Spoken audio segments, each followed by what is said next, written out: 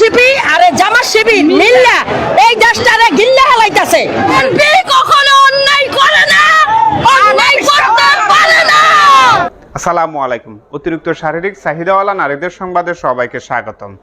আপনাদের সাথে আছে হাতিয়া নোয়াখালীর মান্যগণ্য জঘন্য সাংবাদিক। প্রথমে শুনবেন শিরোনামের গুল্লিমারি শিরোনাম বলা যাবে না, যার কারণ হচ্ছে অতিরিক্ত শারীরিক চাহিদাওয়ালা নারীরা যেভাবে নিজেদের দোষ অন্যজনের গারসে চাপি দিয়ে ঝগড়া করার ফায়দারা করতেছে, এটার মধ্যে শিরোনাম বলা চাই না, বলাটা ভালো হবে, ভেরি বিস্তারিত।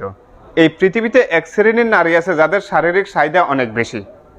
তাদের স্বামী যখন তাদের শারীরিক চাহিদা মিটাতে পারে না, তখন তারা নিজেদের দোষ অন্যজনের গারসে চাপি দিয়ে ঝগড়া করে। এই সমস্ত নারীরা হলো তারা। জানা যায় এই সমস্ত শারীরিক চাহিদাওয়ালা নারীরা হচ্ছে 10 জন আবাসিক হোটেলের কর্মীর সেই জঘন্য। কারণ আবাসিক হোটেলের কর্মীদের চাহিদার একটু লিমিটেড থাকে, কিন্তু এদের শারীরিক চাহিদা হচ্ছে আনলিমিটেড।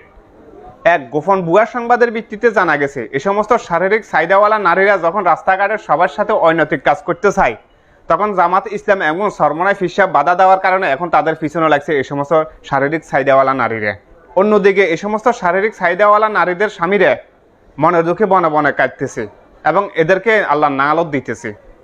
জামাত ইসলামের মতো চাঁদাবাদ সংগঠন পৃথিবীর ইতিহাসে নেই। আমরা যখন শুক্রবারে দিই, খুতবা দিই, এখানে ভোট চাওয়া যাবে না। এই পৃথিবীতে একমাত্র মহিলা শাহী